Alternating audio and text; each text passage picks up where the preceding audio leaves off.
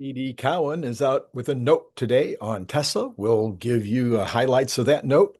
We have the slides from the SpaceX IPO, and we've taken those and broken them down in a way that we hope will be interesting to you. Markets are remaining flat right now, pretty much been flat for a few days with job numbers coming out tomorrow. Near the end of the session, not much action out there. Elon Musk says this today. He's replying to Sawyer Merritt and says something that perhaps isn't clear.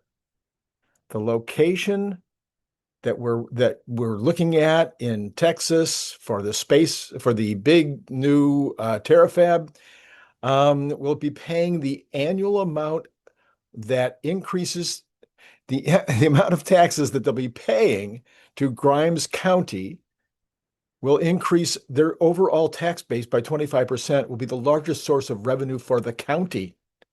Taking into account taxes paid by SpaceX employees and contractors, terafab will far exceed all revenue that Grimes County currently earns.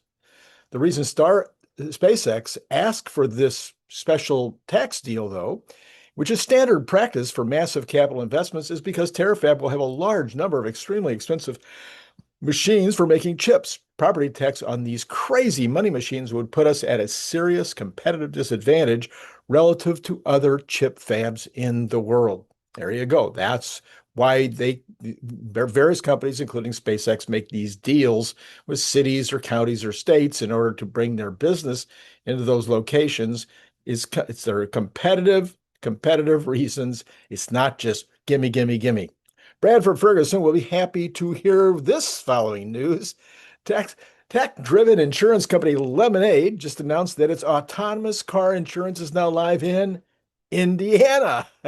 So if you don't know, Bradford Ferguson lives in Indiana, and he's been a Lemonade, cheerleader for a long time. So I don't know whether his outspoken love of lemonade has caused them to work super hard for Indiana or not. Anyway, the first of its kind product offers Tesla owners a 50% discount on every mile that they drive on Tesla FSD.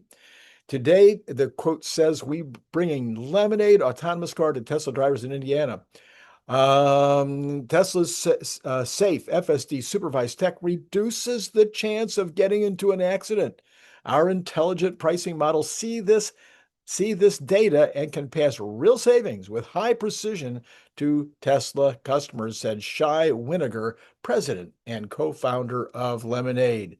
Listen to that, regulators around the world. Here's somebody who is putting their money right on this whole safety issue with regard to FSD. Doesn't that speak to the issue of whether it is demonstrably safer? Somebody that can do the stats, somebody that's AI driven. All right, Elon Musk is now replying to Amuse and to at ALX. We are gradually widening the availability of XMoney. So if you've been waiting for XMoney, it's coming. They're just gradually rolling it out, getting more and more people on board. So they make sure they work out the kinks, like something else we all know about robotaxi. All right, here's where TD Cowen comes in. This is from investing.com. They reiterated a buy rating and a $490 price target on Tesla stocks, citing potential demand for a long wheelbase Model Y variant in the United States. So they're expecting that to come, I guess they're expecting that later this year. The stock currently trades at 426, market capitalization just under 1.6 trillion. Though Investing Pro analysts suggest the shares are overvalued. Well, whatever you say, Investing Pros. For investors seeking value opportunities, the platform's most overvalued stocks list provides additional context. All right, the firm's analysis, this is now back to TD Cowen. The firm's analysis suggests the Model YL, which features 3 full rows of seating, could generate sales of 60,000 to 135,000 units if introduced in the U.S. market. Holy mackerel, that's a bunch. And you remember Elon says it might have 6 doors. I just can't wait. That would be so amazing. The figure represents, if it looks good, the figure represents approximately 30% above trailing 12-week month. This figure represents approximately 30% above trailing 12-month Model Y sales though timing for any potential launch remains uncertain. TD Cowen estimates that the market for three-row SUVs priced above $50,000 totals about 1.3 million units, and Toyota has a 24% share of that now. The firm believes Tesla shares would respond positively to a Model Y L launch in the U.S., pointing to early signs of recovery in domestic electrical vehicle demand. According to Investing Pro Tips, Tesla remains a prominent player in the automobiles industry and has been profitable over the last 12 months. That's true. Oh my goodness. Why do they? I guess they're just trying to sell their magazine. Anyway, yes, we have several slides from SpaceX's IPO roadshow presentation. Sawyer Merritt has provided those slides, and we gave them to Grok to analyze. So Grok says, this is the first time SpaceX has released a detailed investor deck like this, with official-looking branding, slide numbers, and a direct link to the PDF on SpaceX.com. It's not just recycled PR, it's a polished roadshow pitching the company to potential public market investors. Here's what jumped out of those slides. Number one, hard financial numbers for the first time. Space plus connectivity segment adjusted EBITDA, $2.6 billion in 2023, $5 billion in 2024, and $7.8 billion in 2025. So basically doubling each of the last 3 years. It also says that they raised $9 billion while still pouring billions into R&D, $1.5 billion to $3 billion for space, $0.4 billion to $0.6 billion for connectivity. This is the most transparent look of Starlink's profitability ramp and how they've allocated capital while building Starship that we've ever seen. Number two, explicit XAI Grok integration slide. They list AI as one of their 3 core pillars alongside space and connectivity. Stats include 350 million daily posts on X, 550 monthly active users across Grok and X, 1.0 gigawatt nameplate compute draw, and 4 major model releases. This is the clearest public signal you get that SpaceX sees itself as part of Elon's broader AI infrastructure play, Starlink as the connectivity backbone, orbital compute as the next leap, Grok as data training fuel. It isn't subtle in the way they analyze it.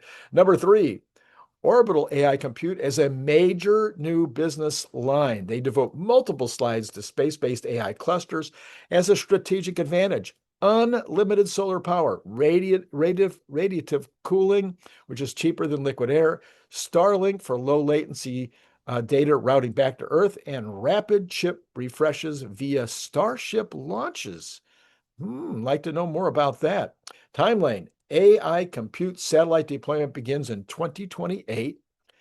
Bold claim, we are the only company that can do this because Starship and Starlink have removed the key technical hurdles. They contrast it with terrestrial limits, U.S. electricity generation basically flat, while China grows, projected 2025 U.S. compute shortfall of 13 gigawatts. This feels like a brand new public emphasis. SpaceX is no longer just rockets and internet, it's positioning itself as an AI infrastructure company with orbital scale. Number 4, Starship. Starlink V3 Leap. Starship's V3 can take 100 metric tons to orbit.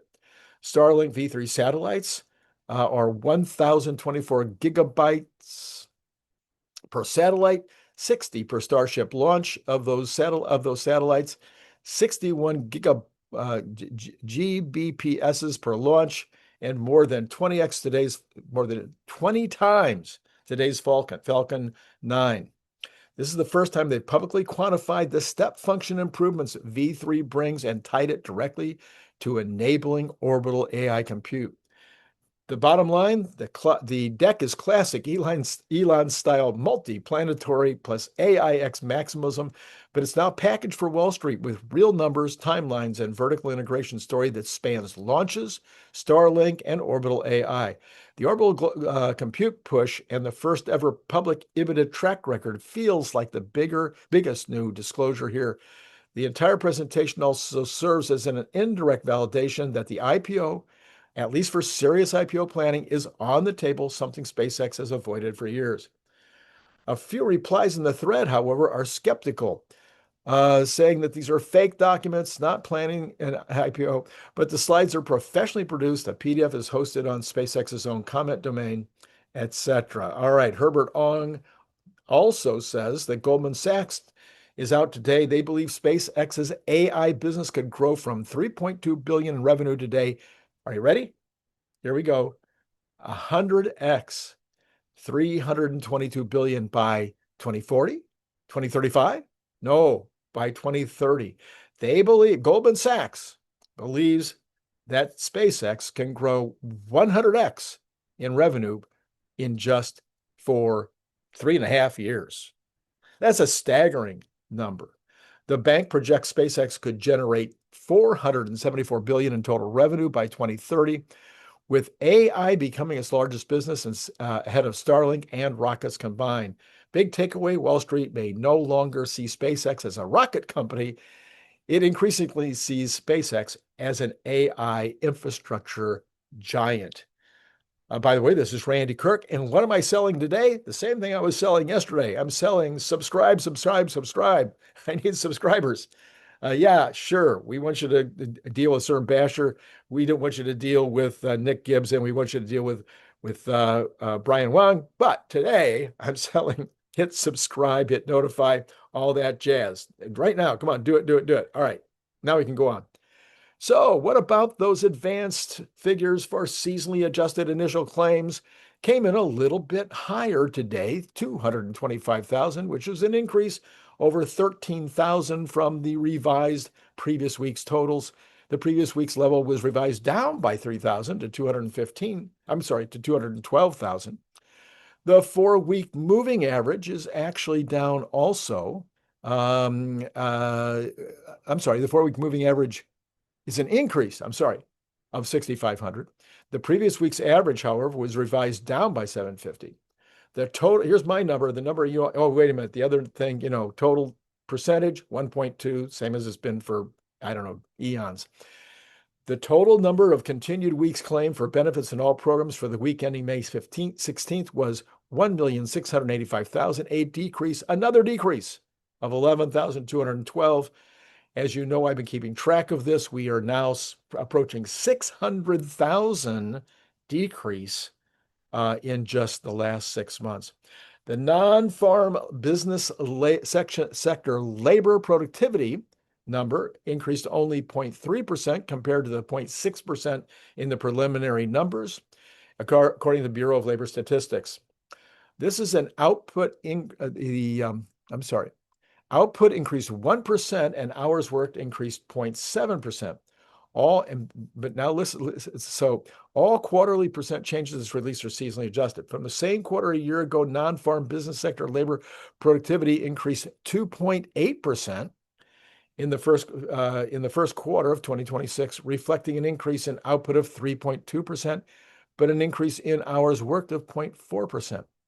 But here's the big one. Unit labor costs in the non-farm business sector increased 1.8% the first quarter, reflecting a 2.1% increase in hourly compensation, 0.3% increase in productivity.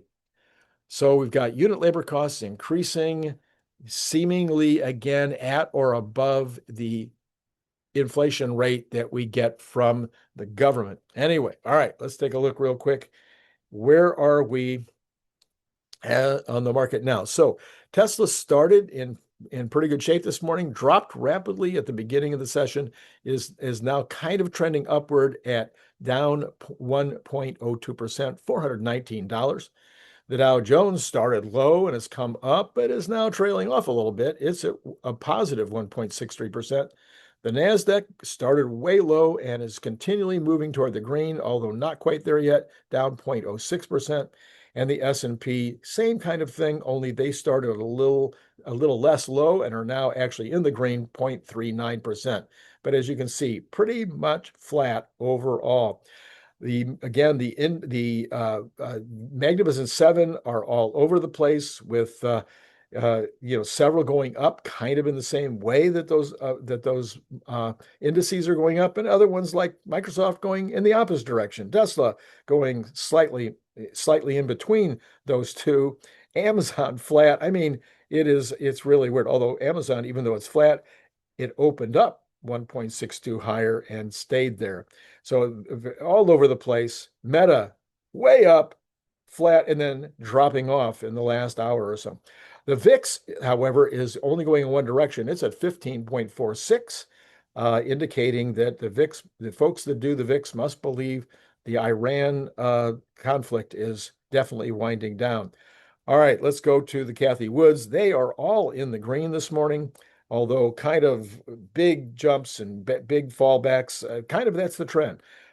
Started high, went higher, and now falling back. That's kind of, so you can see every part of the market right now is kind of uh, uh, all over the place with the indices flat. All right, let's go on to bonds. Okay. This is let's go to I was looking at a headline. Sorry, got me distracted. Okay, bonds down 2 basis points, back to 4.47. More indication that people think the war is going to wrap up here. Again, here's more. Oil down $3.71 for Texas Intermediate, back to $92.31. Brent similar, down 3.11 to $94.70. Natural gas, though, continuing up strongly, and I'm sorry, I haven't done it. I've been distracted. I just didn't remember, quite frankly. And so it's up another 4.51 this morning to 336. I definitely need to find out what's going on with that. All right, gold is up 38.40. That's pretty strong considering the rest of what the market's doing. Silver similarly, not quite as much, though, only up 0.48% compared to gold's 0.87. Silver staying under $75, though, at 74.05. Copper back up 0.44, 6.54, not yet back to the new all-time high, although that might have been the pretty close to the all-time high as of a week ago. We've got the dollar at a 2-month high. So, and they say that's as Gulf in hostilities flare. Well, that's because of what's happening in Lebanon. Israel and Lebanon are trying to put together a deal, but Hezbollah is going, we're not interested in a deal. We want you to keep destroying us. We love it. It's kind of fun to get destroyed by you. Bitcoin down another 2,408, 63,136. I'm pretty sure that is below the floor. Let's take a quick look at that. It is right at slightly below the floor of a couple of months ago. So will it bounce from there, or will it go lower? I could see either one of those happening, but then I remember this is all kind of technical analysis, Randy style, meaning this is a floor. Can it break below it? All right, and it's down 3.74. Ethereum down 2.77 at 1761. And those are the numbers today. Later on today, you're going to get Bradford Ferguson. And then first thing in the morning, you'll have Cern Basher. I've got a lineup all weekend long, even though I'm traveling on Saturday. I got a full schedule. I got phenomenal shows all day Saturday. But they'll be pre-produced, of course, and then published then. And we've also got earlier this morning a really fantastic show. Who was it last night? Let's see. Oh, it was me. That's why I couldn't remember. It's just me. But I did a great job. You need to go back and check that out. There it is right there. And of course, Jeff Lutz. And you guys love that show. You gave it big numbers, but maybe you didn't see it yet. There's the Jeff Lutz card right now. And that's all I got, except hit subscribe, hit subscribe, hit subscribe. And then it has been great talking to you.